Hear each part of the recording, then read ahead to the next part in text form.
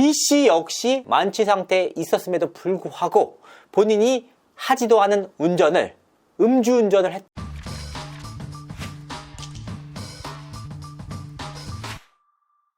시청자 여러분 안녕하세요. 연예대통령 이진호입니다. 트바로티 김호중 씨가 지난 9일 강남의 한 도로에서 뺑소니에 이어 운전자 바꿔치기까지 한 사실이 드러났습니다. 사실 타 연예인의 경우라면 활동 자체가 불가능한 치명적인 사안입니다. 하지만 이런 상황 속에서도 김호중 씨는 자신의 콘서트를 강행하는 황당한 모습을 보였습니다. 지금 대중들이 더욱더 화가 나는 한 가지 이유는 김호중 씨가 사고와 관련해서 거짓말을 계속해서 하고 있다는 사실들이 하나둘씩 밝혀지고 있기 때문입니다. 그래서 오늘 방송에서는 김호중 씨가 대체 어떤 거짓말을 하고 있는지 하나하나 따져보도록 하겠습니다. 거짓말 하나. 사고가 발생하자 김호중은 골목으로 차를 세우고 매니저와 통화를 했고 그 사이에 택시기사님께서 경찰에 신고를 하셨습니다.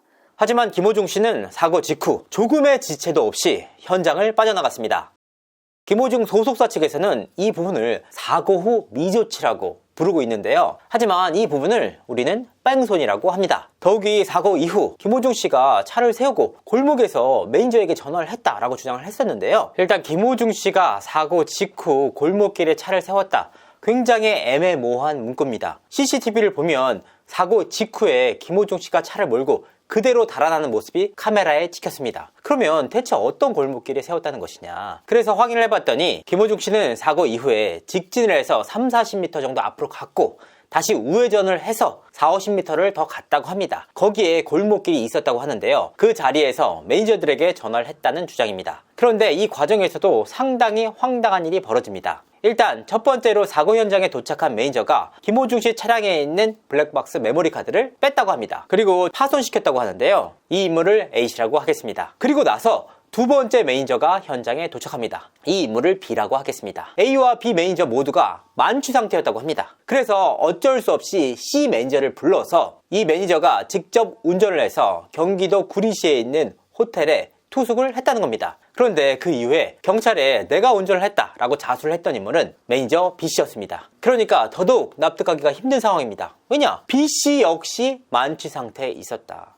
그런데 만취 상태에 있었음에도 불구하고 본인이 하지도 않은 운전을 음주운전을 했다라고 사실상 시인한 셈이기 때문입니다. 그러니까 이 매니저 입장에서는 완전히 법적 처벌을 감수하고 경찰서를 찾았다라고 볼 수밖에 없다는 겁니다. 그런데 여기서 또 다른 문제가 발생합니다. 김호중 씨가 사고 이후 도주를 했지 않습니까? 그러니까 그걸 우리를 뺑소니라고 보는데 여기서 법적인 문제가 발생한다고 합니다. 왜냐? 완전한 도주였다면 그 자리에서 완전히 달아났겠지만 김호중 씨가 어찌됐건 30m 직진을 하고 다시 그 자리에서 40-50m를 우회전해서 인근에 차를 세웠다는 겁니다. 사고 현장에서 완전히 달아나진 않았기 때문에 이 부분을 뺑소니로 볼 수는 없다라는 것이 김호중 측의 주장입니다. 아니 그러면 사고를 당한 택시 운전수에게 다가갔어야지. 30-40m 직진을 하고 40-50m 우회전을 해가지고 그 자리에 차를 세우면 어느 누가 합니까? 그리고 내가 음주운전을 했다 도와달라 라고 했던 녹취가 있지 않았습니까? 이 부분이 김호중 씨의 녹취로 알려졌는데요. 그런데 소속사 측에서도 이 녹취가 이광득 대표의 목소리의 녹취인지 아니면 김호중 씨의 녹취인지는 확인되지 않았다고 합니다. 왜냐하면 사고 발생 현장에 도착을 했던 A와 B 매니저 모두가 당시 만취 상태였기 때문에 이조차도 제대로 확인되지 않고 있는 상황입니다. 그러니까 그야말로 총체적 난국입니다. 이후 상황을 알게 된 매니저가 본인이 처리하겠다며 경찰서로 찾아가 본인이 운전했다라고 자수를 했습니다. 명백한 거짓입니다. 김호중 씨는 사고 발생 직후 강남의 골목길로 굉장히 빠르게 현장을 빠져나갔습니다. 그 이후에는 경기도 구리시에 있는 호텔에 투숙을 하게 되는데요. 구리시에 있는 호텔로 이동을 하는 과정에서 매니저가 나타나서 차를 대신 몰았다고 합니다. 호텔에 도착한 시간은 10일 새벽 1시 50분경이었습니다. 이 매니저는 이후 김호중의 옷을 갈아입고 서울 강남경찰서에 자수를 하게 되는데요. 본인이 직접 운전을 했다라고 주장을 했습니다. 이 과정에서 두 가지 거짓말이 드러났습니다. 먼저 매니저 본인이 스스로 처리를 하겠다. 그래서 강남경찰서에 자수를 했다는 주장입니다. 하지만 경찰이 확보한 김호중 씨의 녹취에는 음주운전을 하다가 사고가 났다. 경찰에 대신 출석을 해달라라는 목소리가 고스란히 담겼습니다. 이와 같은 사실이 드러나자 생각엔터테인먼트의 이광득 대표는 사고의 당사자가 김호중이라는 게 알려지면 논란이 될 것으로 생각해 두려웠다. 또 다른 매니저가 메모리 카드를 제거했고 내가 매니저에게 김호중의 옷을 빼서 바꿔서 입고 대신 일 처리를 해달라고 부탁했다 라고 밝혔습니다. 그러니까 애초에 매니저가 원해서 스스로 경찰서를 찾았다는 말 자체가 아예 허위라는 겁니다. 이와 같은 주장은 사실 대중들을 얼마나 우습게 보면 나올 수 있는 말인가 의문이 듭니다. 직접 지시를 한 녹취가 있는데 이 사실을 알게 된 이후 본인이 경찰 조사를 받았다라는 주장이었습니다. 그러니까 이와 같은 주장 역시 거짓입니다. 이 사실을 알게 된 김호중은 경찰서로 가 조사 및 음주 측정을 받았습니다. 검사 결과 음주는 나오지 않았으며 사고 처리에 대해서는 결과를 기다리고 있는 상황입니다. 김호중 씨는 사고 발생 이후 경기도 구리시에 있는 호텔로 이동을 했고 17시간이나 지난 이후에야 경찰서에 출두를 해서 음주 측정을 받았습니다. 더욱이 소속사 입장에서는 음주 측정 결과 음주가 나오지 않았다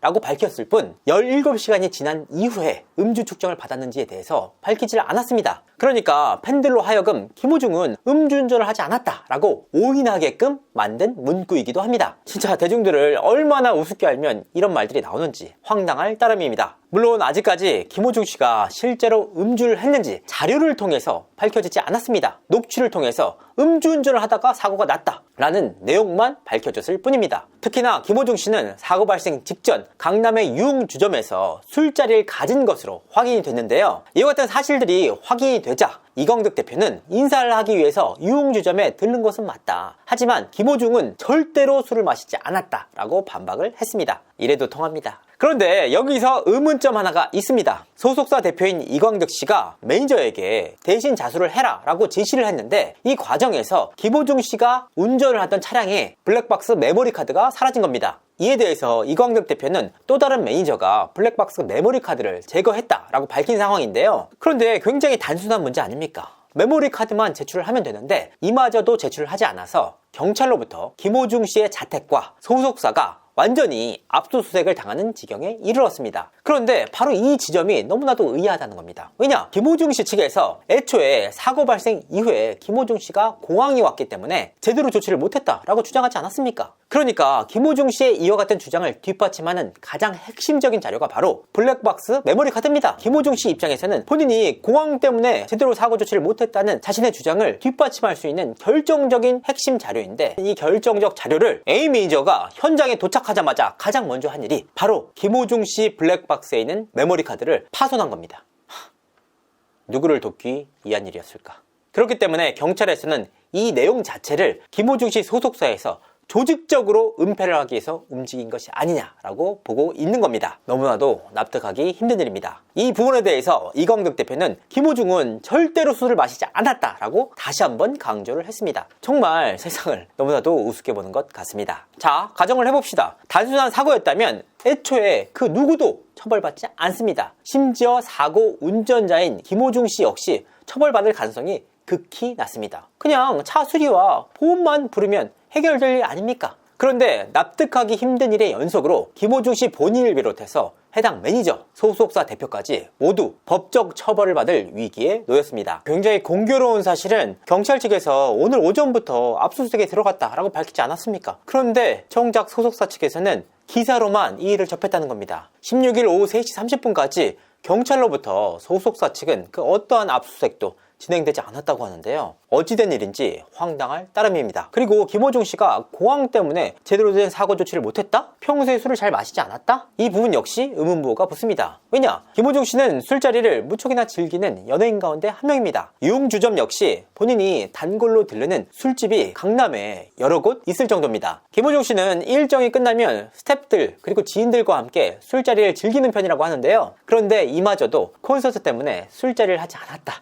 라는 황당한 주장을 하는 겁니다. 그런데 실제로 김호중 씨의 사례처럼 음주가 강력히 의심이 됐지만 사고 현장을 빠르게 빠져나가서 결과적으로 대법원 판결로 무죄를 받은 연예인이 있었습니다. 바로 이창명 씨입니다. 그 인물은 이후에 본인이 계속해서 억울하다고 주장을 하면서 여전히 방송 활동을 하고 있습니다. 이와 같은 사례들이 하나둘씩 모여서 결과적으로 이번 사건의 발단이 된 것이 아닌가 싶습니다. 그리고 이번에 이광득 대표가 공식 인터뷰에 나서면서 생각엔터테인먼트의 대표가 이광득 씨라고 오인하는 분들이 적지 않습니다. 물론 이광득 씨가 대표이긴 합니다. 하지만 생각 엔터테인먼트는 3명이 지분을 나눠 갖고 있는 구조인데요. 최재호 씨가 33.3%, 이광득 씨가 28.4%, 개그맨 정찬호 씨가 23.3%의 지분을 가지고 있습니다. 그러니까 실질적으로 운영하는 대표는 이광득 대표가 아닌 최재호 대표로 알려져 있습니다. 자, 그렇다면 이해가 안 가잖아요. 김호중 씨가 대체 뭐길래 이렇게 법적 처벌을 감수하면서까지 매니저와 소속사 대표가 나서고 있느냐? 사실 이 부분은 모두가 알고 있다시피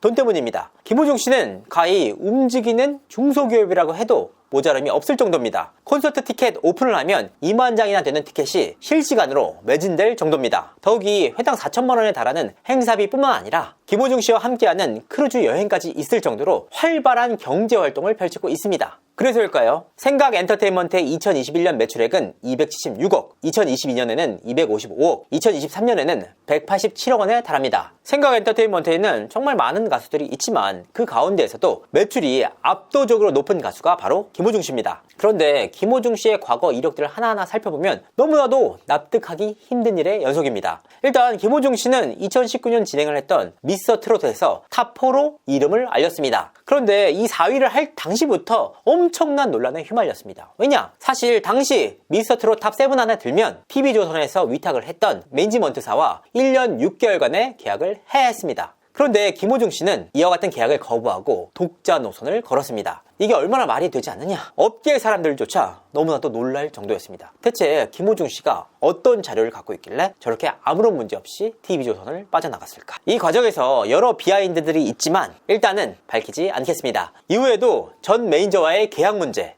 모친의 굿 강요설 및 녹취록 문제, 전 여친 폭행 논란, 도박 문제, 군 연기 문제, 대체복무 중 폭행 논란 등 숱한 논란에 휘말려 왔습니다. 과연 이와 같은 사실들이 한 연예인에 국한된 문제라고 보기에는 너무나도 말도 안 되게 많은 논란들입니다. 그러니까 타 연예인이라면 한 가지 문제만 걸려도 활동을 할 수 없는 지경에 이르는데 김호중 씨는 이와 같은 숱한 논란 속에서도 아무런 문제 없이 활동을 했다는 겁니다. 그렇다면 대체 김호중 씨는 어떻게 아무런 문제 없이 활동할 수 있었던 걸까요? 여기에는 김호중 씨가 문제가 생길 때마다 너무너무나도 억울하다, 내가 1인 시위를 하겠다, 김호중 씨 불쌍한 사람이다 라고 감싸면서 돈벌이에 나서는 유튜버들과 맹목적으로 김호중 씨만을 추종하는 두터운 팬덤 때문이었습니다. 이번 사고 발생 이후 그 누구보다 즐거워했을 인물이 바로 김호중 씨의 사건 사고가 터질 때마다 김호중 씨를 맹목적으로 응원하고 쉴드를 치면서 돈벌이를 해왔던 유튜버들이 아닐까 싶습니다. 그러니까 김호중 씨가 사고 이후 간단히 끝날 수 있는 사고 후 미조치 사안에 대해서 본인이 아니라 매니저를 대신해서 자수를 하게 하고 소속사 대표까지 나서서 내가 다 지시를 했다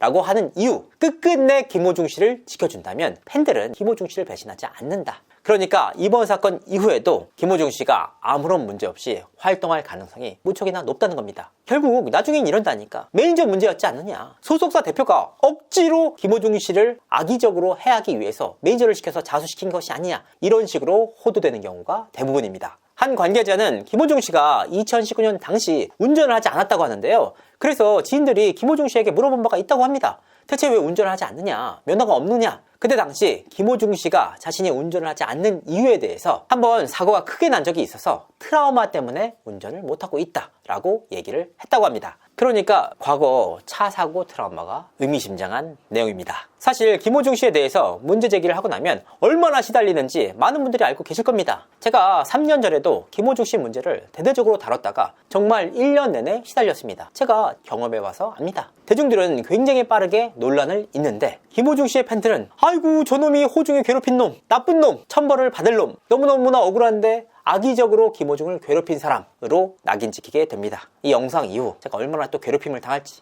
모르겠습니다. 그래도 얼마나 세상을 우습게 보는지 팬들도 지금쯤이면 한번 생각해볼 문제입니다. 대체 누가 작금의 이런 사태를 만들었는지 말입니다. 맹목적인 추정과 응원이 다가 아니다. 이상으로 이진호였습니다. 감사합니다.